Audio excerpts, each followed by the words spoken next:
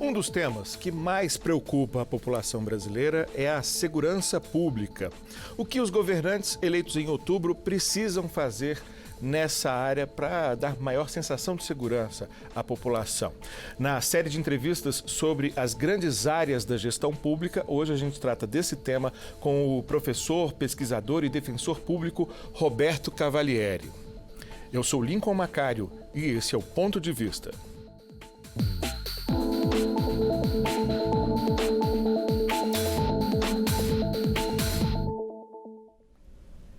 Professor Roberto Cavalieri, muitíssimo obrigado por ter aceito esse nosso convite para a gente tentar aprofundar num tema que mexe com a cabeça das pessoas, né? Afinal de contas, a sensação de insegurança que boa parte da população brasileira tem mexe com sua saúde mental, com a sua qualidade de vida. Eu vou começar com uma pergunta que fala um pouco dessa dicotomia que a gente tem na área da segurança pública, com visões quase irreconciliáveis. De um lado, pessoas que defendem mais armas e um aumento das punições, das penas. Por outro lado, pessoas dizendo que você tem que tirar armas de circulação e também trocar o punitivismo por uma justiça reparadora, restaurativa. Tem um meio do caminho nessa bifurcação aí que coloca trabalhadores da segurança pública, às vezes, de lados tão opostos? Bom, primeiramente, um prazer estar aqui com vocês e para mim é uma honra muito grande esse convite e poder trabalhar com um tema muito importante que é a segurança pública. Dentro dessa temática, e já respondendo a sua pergunta, é um amplo aspecto de debate público e político em cima do melhor enfrentamento da violência em todas as áreas da violência. E assim, acredito que antes de se trabalhar com punitivismo ou com enfrentamento com armas ou sem armas, nós podemos trabalhar com outros meios, essencialmente de primeira linha ou de primeira ordem, trabalhando ali com aquelas implementações de políticas públicas, educação, saúde, transporte, saneamento básico, moradia, porque onde a gente consegue verificar o melhor desenvolvimento de uma sociedade, o índice criminal é mais baixo. Existem muitos exemplos mundo afora. E aí você tem ali principalmente Suécia, Noruega, onde o índice criminal ele é baixo, justamente por ter uma política de institucional, vamos dizer assim, de melhorar a qualidade de vida da sociedade. Chamado estado de bem-estar social. Exato. Se nós pegarmos aqui no Brasil, as áreas mais desenvolvidas ou até aquelas áreas mais ricas de uma determinada cidade, você tem ali um índice criminal menor ou pontos específicos de determinado crime. Numa determinada comunidade mais desorganizada, né, numa comunidade mais pobre, o índice criminal ele é maior. Então, o primeiro passo é, sem dúvida nenhuma, dando uma melhoria de qualidade de vida para a população. Especialmente acerca da sua pergunta, nós podemos trabalhar, primeiro, com enfrentamento ou não com armas. Se armar a população, o índice criminal vai diminuir. Bom, há uma perspectiva de que sim, no sentido de que se a pessoa estiver armada, eu tenho mais possibilidade de me defender, mas ao mesmo tempo as pessoas armadas começam por muitas preocupações a realizarem seus disparos. Eu digo isso porque, a depender de um contexto, né, de uma discussão, seja ela por uma intolerância religiosa, uma intolerância futebolística ou até política, nós podemos resolver na bala. Então, às vezes, uma fechada no trânsito, uma conversa que sai pela culatra, um disparo pode ser dado porque eu posso antever que o outro também estará armado, portanto, eu vou sacar a minha primeiro e assim criar um estado de presunção de ataques e, ao mesmo tempo, essa insegurança por conta das armas, já que a população estará armada na rua. Então, acredito que no momento, e principalmente diante de uma cultura brasileira de desconfiança e presunções né, de uma situação de insegurança mesmo, acho que, por enquanto, a população não está apta a estar aparelhada com uma arma de fogo no seu bolso. Agora, a gente viu recentemente, me permita interrompê-lo, uma redução nos números de mortes violentas intencionais, que atingiu o pico em 2017 e vem caindo ainda de maneira lenta para o país que mais mata de forma violenta intencionalmente no mundo, especialmente com arma de fogo. Mas isso é circunstancial, tem a ver, por exemplo, com as restrições sociais que a pandemia impôs? Isso é uma trajetória segura, consistente, ou aparentemente isso é momentâneo? Como é que você vê esse fenômeno e o que fazer para que essa trajetória continue até a gente alcançar números razoáveis? Certo. Bom, trabalhar com estatística criminal sempre foi um ponto de muita divergência. Trabalhar com números fica fácil porque basta acessarmos os bancos de dados. Mas, por outro lado, saber a causa, o motivo, é que é a grande complexidade. De fato, nesses 2 anos, onde há uma população reclusa em sua própria residência, um número, pelo menos de homicídios, ele é reduzido.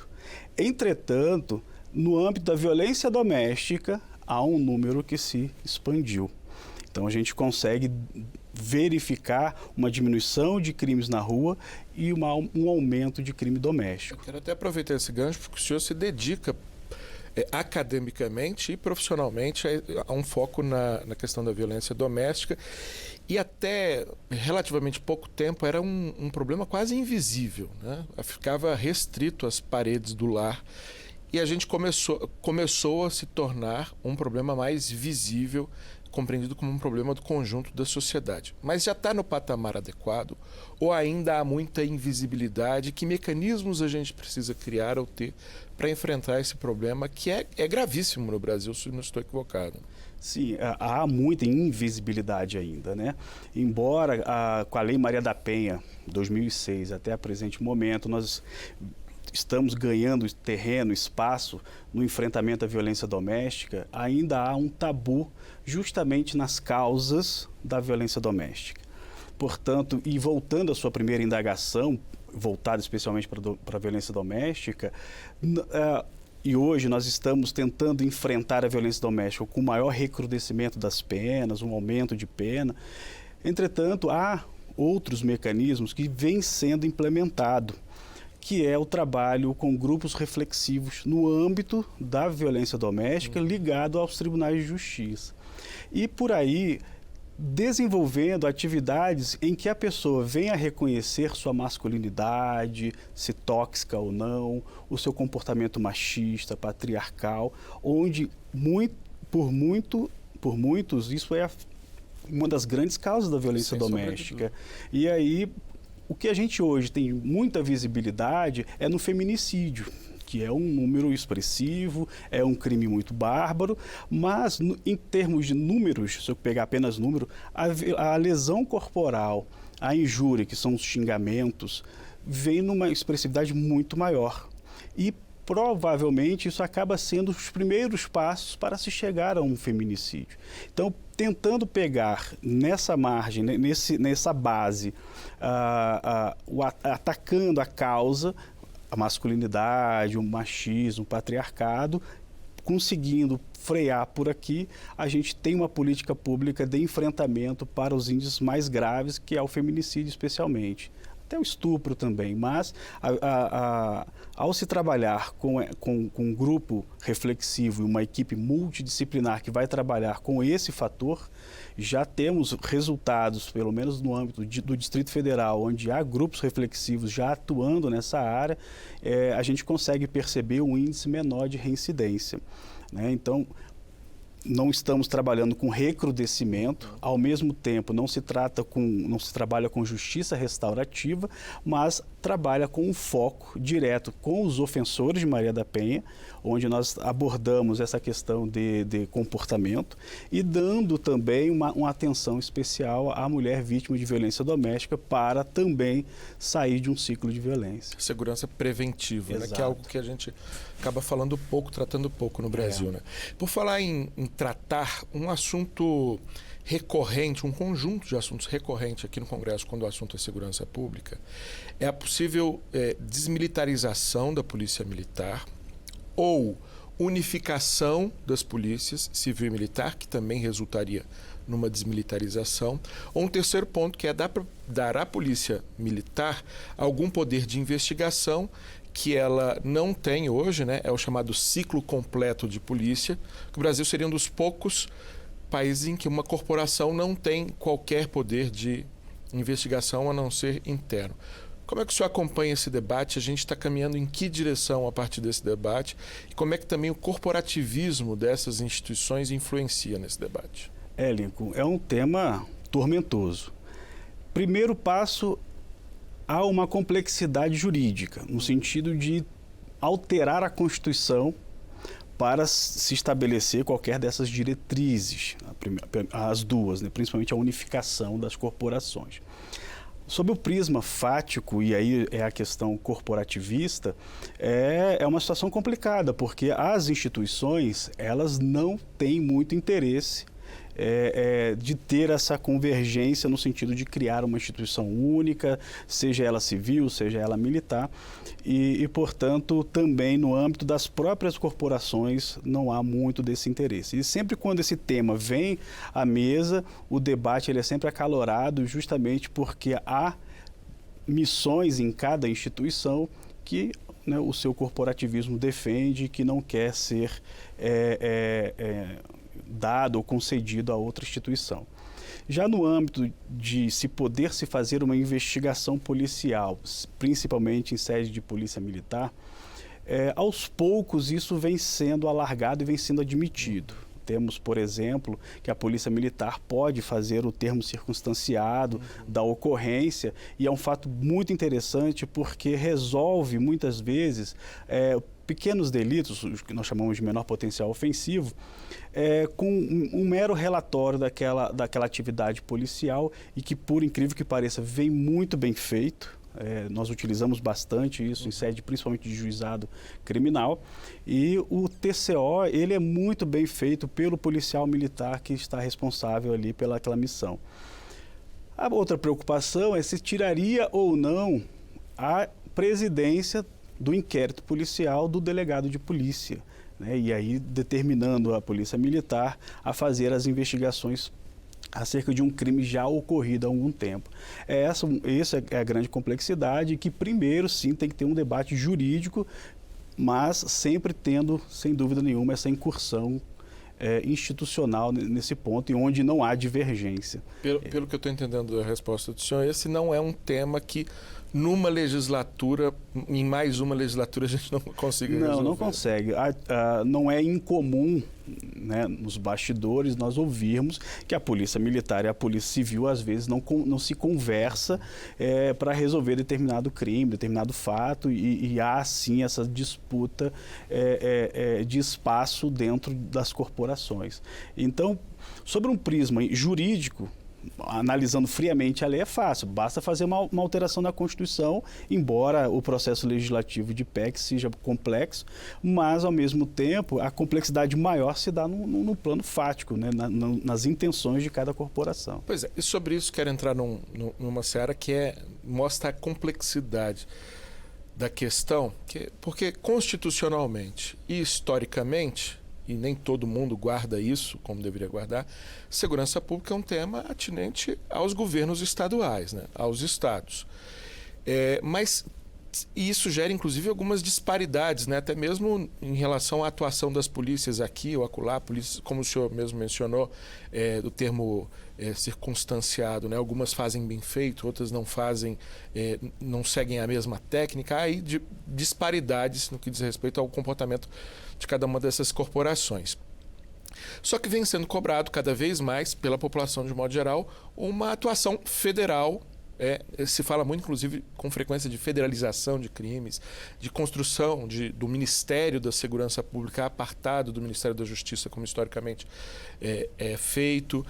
E para isso, para responder, inclusive, parte dessas demandas, foi criado recentemente, né, pouco menos de uma década, o SUSP, né, o Sistema Único de Segurança Pública, inspirado no SUS, né, de gestão compartilhada em todos os níveis, capitaneada pela área federal, mas em articulação e não mandando, né, mas articulando todo esse sistema. A pergunta objetiva é: o SUSP já funciona? ou ele ainda precisa avançar muito institucionalmente para realmente funcionar?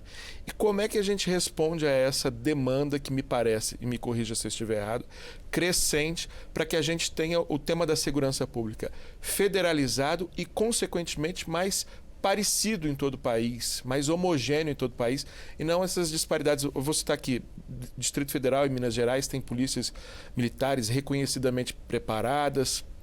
Já não é o mesmo caso para algumas polícias que não vale a pena mencionar para não criar polêmica. Como é que está esse quadro de transpor do nível estadual para o federal a questão da segurança pública? É um tema bem amplo de se debater. Eu até me demorei um pouco mais na pergunta.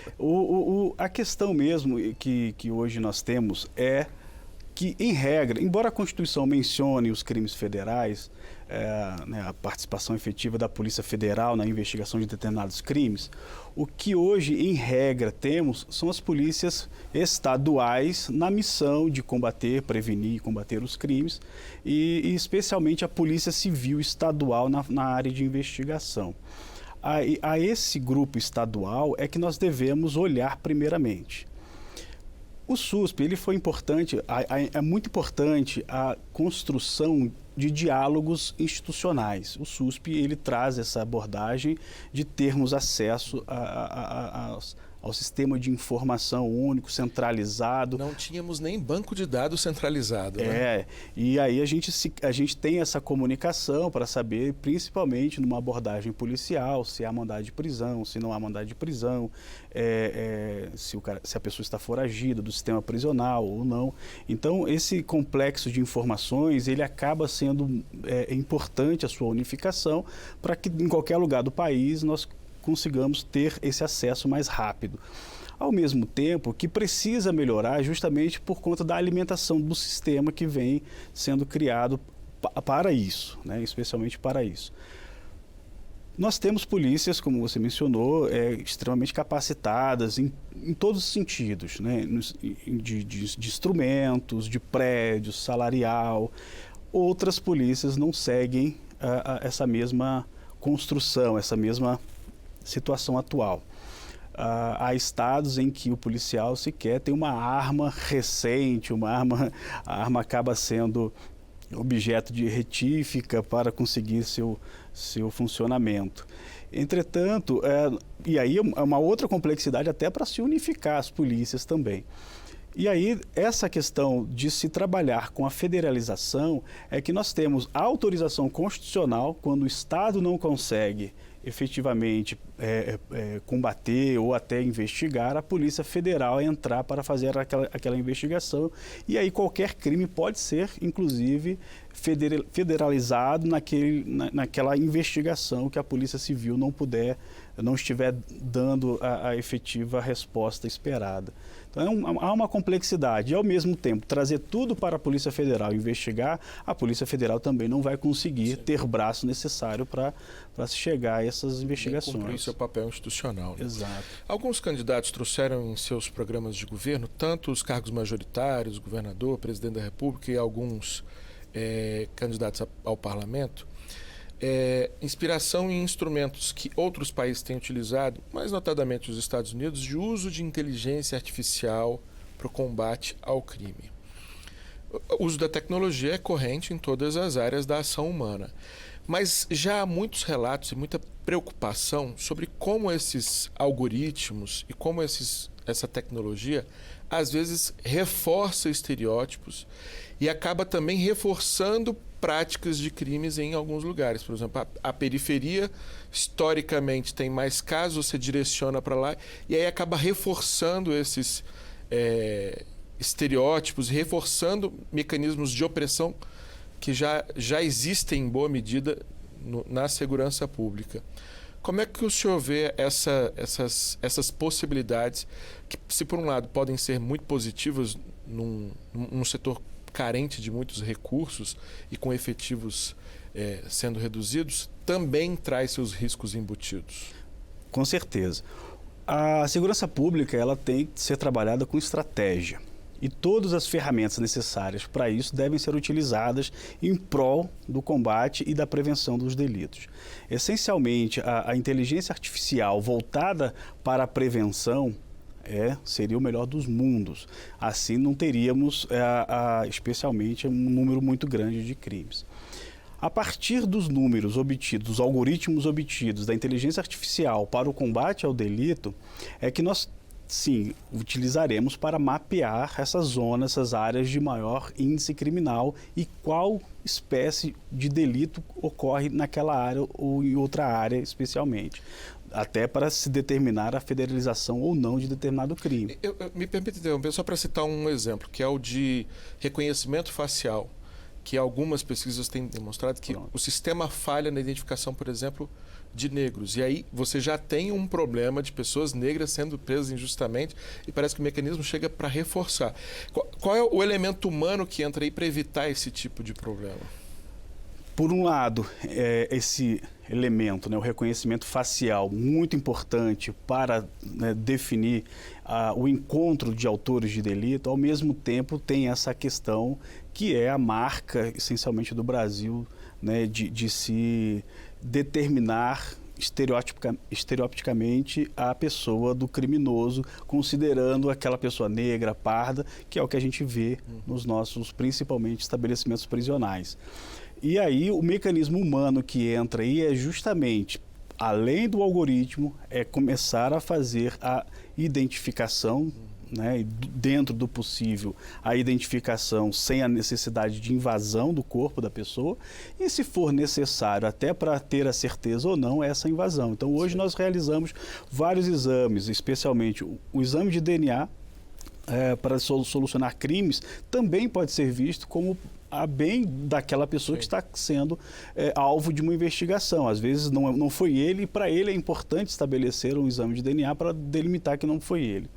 A questão do reconhecimento facial que se trabalha principalmente nos aeroportos, nos shoppings, em que há uma identificação. Se tiver uma parceria com instituições públicas para se localizar, ele passa a ser o primeiro indivíduo a ser abordado, ao mesmo tempo em que o policial treinado, e aí o aspecto humano, tem que vir com cautela para ter a certeza e, na dúvida, aí é que é a grande complexidade. Poderia levar esse indivíduo até uma delegacia para fazer o seu reconhecimento de pessoa, através principalmente dos bancos de dados. Esta é uma complexidade muito grande, porque se a pessoa se recusar, não poderia dar voz de prisão, salvo nas hipóteses legais, e a suspeita é uma hipótese legal, mas com reservas. No âmbito até do STJ, nós temos essa definição de busca pessoal com reserva, fundada suspeita. Em resumo, a tecnologia ela é bem-vinda, mas ela traz necessidade de novos comportamentos. Nosso tempo está quase acabando, mas eu não queria deixar terminar sem tratar de um aspecto rapidamente, se possível. A gente tem um problema de segurança espalhado por todo o país, mas a gente tem uma região do Brasil que virou foco de atenção do mundo, porque ela já tem problemas de natureza ambiental, que é a Amazônia, mas está sendo também objeto de muita preocupação do ponto de vista de segurança pública. A gente teve 2 assassinatos recentes de um jornalista e um indigenista na Amazônia, Dom Philips e Bruno Araújo, e há uma preocupação com as organizações criminosas, até transnacionais, que atuam lá. A gente vai precisar ter um foco especial com a Amazônia, e que foco é esse?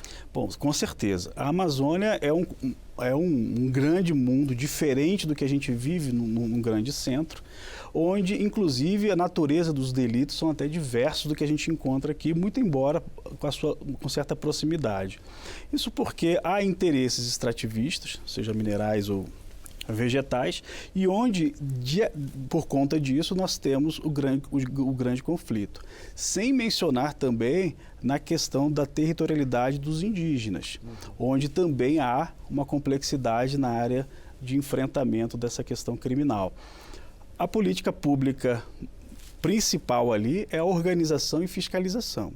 Primeiro deve se organizar a área de cada atuação, do extrativismo, dos indígenas, e principalmente tentar o máximo possível, a dificuldade é a extensão do território, é tentar obstruir a entrada de drogas, de armas por onde passam, e aí a complexidade maior é combater essa organização criminosa que também acaba se valendo daquela população local para conseguir o ingresso com facilidade das armas, das drogas. Então, há uma necessidade de fiscalizar e de combater com eficiência. E aí é a arma, e aí é a polícia, o Ministério Público Federal, estando em cima, aparelhados para combater eficientemente. O IBAMA é muito importante ali. Perfeito. Professor Roberto Cavalieri, muitíssimo obrigado pela disposição de estar aqui conosco, analisando um tema que é de enorme complexidade, né? E assim, mostra o tamanho do desafio que os eleitos em outubro têm pela frente. Aqui no Congresso Nacional, os governadores e o presidente da República eleitos em outubro. Eu que agradeço a participação, eu fico sempre à disposição. E um agradecimento especial também a você que nos acompanhou até agora e um convite. Além dessa entrevista sobre segurança pública, temos praticamente todos os grandes temas da gestão pública abordados em outras entrevistas que acabam dialogando entre si. A da segurança pública, por exemplo, dialoga com a de política social, a de educação, a de saúde, e todas estão disponíveis de uma playlist que você acessa por meio desse QR Code que aparece na sua tela. O convite para que você assista, compartilhe, se intere desses grandes desafios do Parlamento, dos governadores e do presidente da República que assume em 2023. Até mais!